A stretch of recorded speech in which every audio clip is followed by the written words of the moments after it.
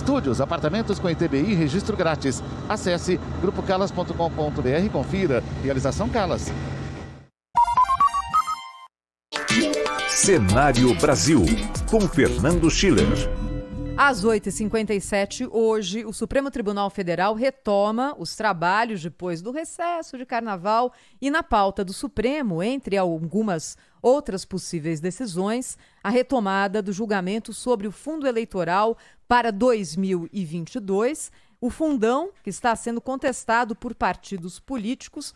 Alguns partidos argumentam que o valor do fundão de 4 bilhões e 900 milhões de reais é imoral. Fernando Schiller, cientista político, conosco aqui no Jornal Gente da Rádio Bandeirantes, falando a respeito desse assunto em mais um caso que cabe ao Supremo Tribunal decidir, não é, Schiller? Bom dia. Tudo bem, Thaís, Pedro, Cláudio, nossos ouvintes. Olha, mais um tema que vai para o Supremo, uma lógica que a gente analisa muito aqui, que é o fato dos partidos que perdem votação no Congresso ou que estão insatisfeitos por alguma razão vão ao Supremo. O Supremo virou uma casa, vamos dizer assim, de revisão do Legislativo, também uma casa, vamos dizer assim, de produção de fatos políticos, né? Nesse caso foi uma ação movida pelo Partido Novo, que questiona a definição do fundão eleitoral para as eleições desse ano, né? Como é que eu vejo isso? Que o Partido Novo é um partido que tem 8 deputados, tem uma posição histórica contra o fundo eleitoral. Aliás, o Partido Novo tem uma visão contrária ao financiamento público de campanhas, é uma posição, digamos assim, doutrinária, né? O Partido Novo ele tem uma conta lá, uma conta onde ele vai depositando os valores e em um certo momento ele deposita, faz uma DARF lá e deposita na União, né? Ou seja, não utiliza o recurso, né? Então, obviamente, utiliza isso também como uma forma de propaganda, uma forma de divulgar o partido, então gera uma mídia interessante e um processo no Supremo. Esse processo chama atenção, Thaís, porque ele é o primeiro processo do ministro André Mendonça, né? Então ele como relator, ele deu um parecer favorável. O que o Partido Novo propõe? O Partido Novo questiona a lei de diretrizes orçamentárias e a lei orçamentária, que foram as duas legislações que definiram o fundão eleitoral por esse ano de 4 bi e 900. Isso é uma grande confusão, tá? Para o nosso ouvinte entender um pouco. Na metade do ano, aproximadamente, foi votada a lei de diretrizes orçamentárias, tá? E ali foi criado um critério para definir o valor do fundão eleitoral. Vamos lembrar, o fundão eleitoral em 2018 foi 1,7 bilhão. 1,7 bilhão. No critério que foi aprovado no ano passado, na lei de diretrizes orçamentárias, ele ia para 5.300, tá?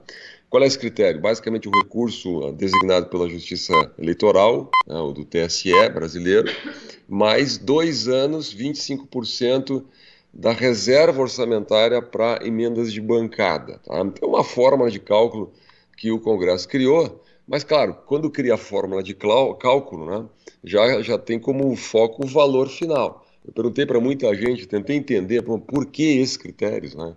Bom, podia ter sido outros critérios, o importante era chegar ali no valor, um valor bem respeitável, acima de 5 bilhões. O problema é que quando o Congresso votou a lei orçamentária no final do ano, definiu 4 bi e 900. Eu acompanhei na época essa decisão e houve polêmica na comissão de orçamento, enfim, tinha gente que queria os 5 bi e pouco, tinha gente que queria os 4.900, acabou sendo votado 4.900, o presidente Bolsonaro vetou e o Congresso derrubou o veto do presidente Bolsonaro. Então ficou esses 4.900 como reserva. Quando o Executivo mandou a lei orçamentária, mandou no valor original definido a partir do critério, porque o governo tem medo de que, eventualmente, descumprindo a lei, possa cometer um crime de responsabilidade. Então, isso é uma grande... Nesse meio tempo, o Partido Novo entrou com essa ação e jogou a bola para o Supremo, né? E o que aconteceu? O ministro André Mendonça ficou isolado, né? Nós tivemos já 5 outros votos contrários ao parecer, ou seja, referendando a decisão do Congresso, com um argumento muito simples, quer dizer, em que pese o fundo é imoral, em que pese na oposição da sociedade, em que pese nós estamos aí num momento de pós-pandemia ou pandemia e tem outras prioridades, etc., não cabe ao Supremo tomar essa decisão cabe ao Congresso Nacional, né? No voto do ministro, coisas cá entre nós, curiosas, né? Ele usa o princípio da prudência fiscal. Bom, você tem uma restrição orçamentária, o país gastou muito com a pandemia, tem muitas necessidades em todas as áreas aí, como é que vai botar 5 bi lá em fundão eleitoral? Ele fala do princípio da igualdade de chances, princípio da proporcionalidade, dizendo que quando você aumenta muito o recurso do fundão eleitoral, como esse dinheiro é concentrado nos grandes partidos e dentro dos grandes partidos vai para quem já tem mandato, para as elites regionais, partidárias, quem comanda a máquina dos partidos, obviamente você cria mais desigualdade. O argumento mas na verdade cria desigualdade. Então quando você põe mais dinheiro, você cria mais desigualdade ainda. O problema dessa argumentação do ministro André Mendonça, Thaís, é o seguinte, ver se o Cláudio concorda comigo que está ótimo, ele teria que ser deputado, senador, não é? Porque isso entra no mérito da decisão. Essa decisão, no mérito, foi tomada pelo Congresso Nacional. O que, aliás, me surpreende, viu? Porque havia muita crítica do governo de que o Supremo era ativista, que o Supremo judicializava, que o Supremo invadia competências de outros poderes. Aí, quando o presidente nomeia o ministro André Mendonça, tão celebrado, tão comemorado, ele, na primeira ação, ele faz o quê?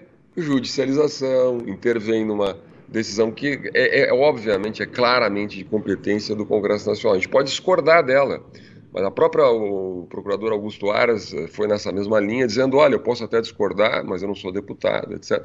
Então, é constitucional. O que aconteceu, o que o Congresso fez foi uma emenda à lei orçamentária. Está previsto no artigo 166 da Constituição. Desde que haja coerência com a Lei de Diretrizes Orçamentárias e com o Plano Plurianual, então você tem todo um mecanismo orçamentário, foi o que o Congresso fez. Para terminar esse assunto, acho que o Supremo não vai comprar esse pepino, o ministro André Mendonça vai ser derrotado, vai ser confirmado o fundão eleitoral, bilionário esse. E só para dar um dado, nas últimas eleições, candidatos que já eram deputados ganharam em média 1 milhão e 100 do fundão. Os candidatos que não eram já deputados, que não já tinham mandato, ganharam 70 mil reais. Então você percebe a enorme desigualdade que esse fundão gera. Mas vai ser confirmado pelo Supremo Tribunal Federal. É de princípio, né, Sheila? É o Supremo Tribunal Federal agir sempre como se fosse o tutor da nação.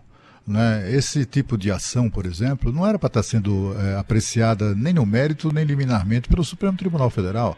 Qualquer contestação a decisões do Congresso Nacional tinha que se ir para a lata do lixo no Supremo Tribunal Federal. Eu acho que o problema é esse. Na semana anterior, o Supremo estava discutindo o tamanho de anúncio de jornal durante a campanha eleitoral. O Supremo Tribunal Federal discutindo o tamanho de anúncio.